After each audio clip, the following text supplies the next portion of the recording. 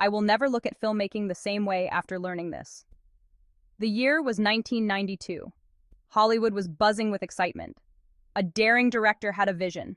He wanted to capture the raw power of nature on film. But not just any nature. He wanted a real, live volcano. The air was thick with anticipation. Crew members whispered in hushed tones. This was uncharted territory. No one had ever attempted such a feat before. The director, let's call him Jack, was known for his bold choices. But this was beyond bold. It was madness. Yet Jack was determined. He believed that only real danger could create real drama. The studios were nervous. Insurance companies were in a frenzy. But Jack stood firm. He had a dream, and he was going to see it through. The location was chosen, a remote island in the Pacific. It was home to an active volcano. The locals called it the Sleeping Giant. But Jack was about to wake it up. They were about to embark on the most dangerous film shoot in history. I remember visiting a volcano myself, feeling the heat and the raw power of nature. It was both terrifying and exhilarating. Jack's vision brought back those memories, making me realize the lengths we go to capture the essence of reality on film. But it makes you wonder, how far would you go to bring your vision to life? This chapter will give you insights into the risks, the determination, and the sheer willpower behind one of the most dangerous film shoots in history. And in the process, it will also shed light on the often overlooked, yet critical role of risk management in filmmaking. How do you balance artistic vision with safety? What are the ethical implications of putting lives at risk for the sake of art? These are the questions that Jack's story compels us to ask. I know this sounds crazy, but CGI can't capture the raw emotion. We need real danger to evoke real fear. Jack had always been a maverick in the film industry. He was known for pushing boundaries, for taking risks. But this time he was pushing it to the extreme. His decision to film at an active volcano wasn't just bold, it was potentially suicidal. Yet, in his mind, it was the only way to capture true authenticity. He wanted the audience to feel the heat, to smell the sulfur, to experience the primal fear of facing nature's fury. The studio executives were horrified when Jack pitched his idea. They tried to talk him out of it. They offered state-of-the-art CGI alternatives. But Jack was adamant. His passion was infectious. Slowly, reluctantly, the studio began to come around. They saw the potential for something truly groundbreaking. Something that could change cinema forever. The die was cast. There was no turning back now. Predicting a volcanic eruption is incredibly complex. But with the right data, we can make an educated guess. Jack knew that to pull off this audacious plan, he needed more than just courage. He needed science. He reached out to the top volcanologists in the world. He needed experts who could predict when the volcano might erupt. It was a tall order. Volcanoes are notoriously unpredictable. But Jack was determined to find a way. He assembled a team of the brightest minds in geology and seismology. The scientists were skeptical at first. They were used to studying volcanoes, not helping to film them. But Jack's passion was contagious. He convinced them that this was a unique opportunity, a chance to bring their work to a global audience. Slowly, they began to warm to the idea. They set up a temporary research station on the island. They brought in the latest equipment, seismographs, gas analyzers, thermal cameras. The volcano was put under 24/7 surveillance. Science and cinema were about to collide in a spectacular way. We need cameras that can withstand extreme heat, protective gear for the crew, and specially treated film. Nothing can be left to chance. With the eruption date set, the real work began. Preparing for a volcanic eruption is no small feat, especially when you're planning to film it. Jack and his team had to think of everything. They needed specialized equipment, cameras that could withstand extreme heat, protective gear for the crew. Even the film itself had to be specially treated to withstand the harsh conditions. Nothing could be left to chance. The logistics were mind-boggling. How do you transport all this equipment to a remote island? How do you set up a base camp near an active volcano?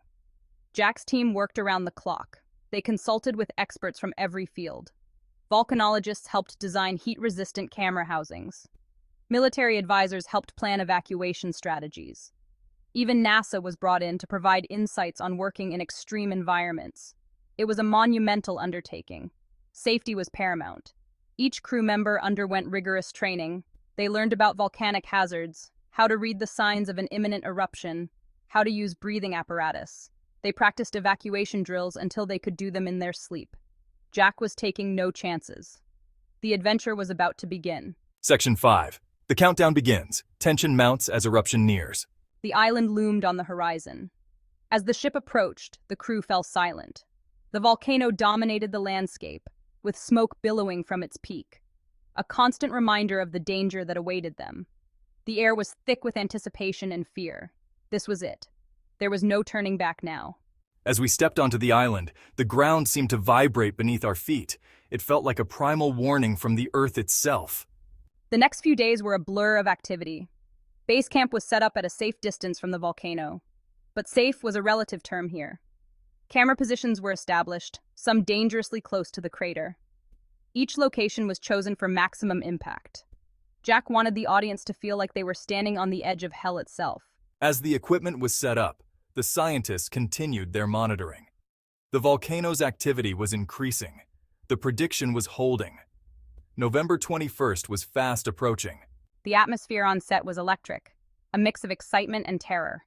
Every rumble from the volcano sent hearts racing. Sleep was hard to come by. The constant threat kept everyone on edge.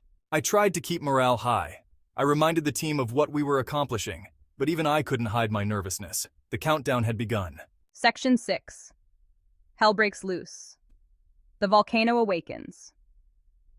November 21st dawned clear and bright. An eerie calm hung over the island. The volcano smoked ominously. Everyone was on high alert. Cameras were rolling, capturing every moment. The scientists huddled over their equipment, monitoring every tremor, every gas emission. The tension was unbearable. Then, at 10:17 a.m., it happened. A deep rumble shook the earth. The volcano was waking up. What followed was chaos incarnate. The ground shook violently.